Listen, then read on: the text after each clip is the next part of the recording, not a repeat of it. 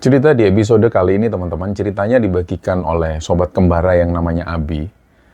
Jadi majikan Mas Abi ini yaitu Mas Darwin dan Mbak Sarah, beliau itu orangnya sangat baik, mereka luas juga dan sangat humoris.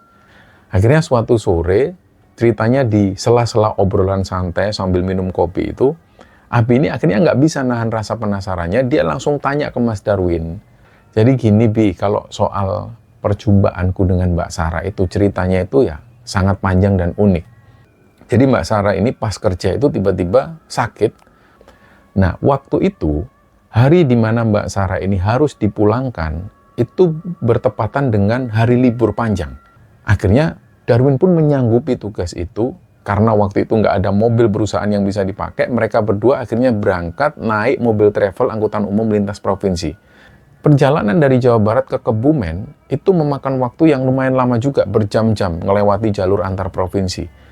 Nah waktu itu orang tua Mbak Sarah ini ketika ngelihat Mbak Sarah pulang diantar oleh laki-laki asing dalam kondisi sakit parah, keluarga Mbak Sarah langsung menyambut dengan panik dan mereka cemas semua. Keluarganya Mbak Sarah, terutama papanya ini langsung membopong Mbak Sarah, dimasukkan ke dalam mobil dan langsung dibawa ke rumah sakit terdekat.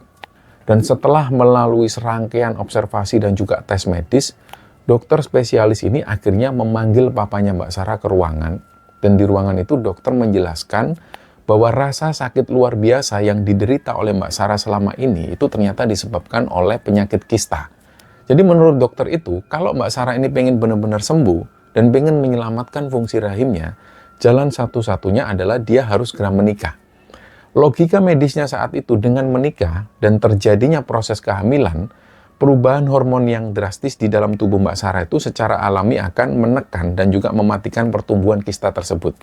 Jadi pas mendengar syarat kesembuhan yang nggak biasa ini, keluarga Mbak Sarah itu langsung teringat pada satu laki-laki. Namanya kita sebut saja Darmaji. Darmaji ini adalah pacar Mbak Sarah waktu itu. Jadi beberapa perwakilan keluarga inti ini akhirnya berangkat menemui Mas Darmaji keesokan harinya. Awalnya mereka itu berangkat dengan rasa yang pede sekali karena mereka sangat yakin bahwa Darmaji dan keluarga ini pasti akan berempati dan pasti mereka langsung akan setuju. Dan setelah perwakilan keluarga ini menceritakan secara detail mengenai kondisi kritis yang dialami oleh Mbak Sarah, reaksi Darmaji itu di luar dugaan. Dia langsung secara tegas itu nolak.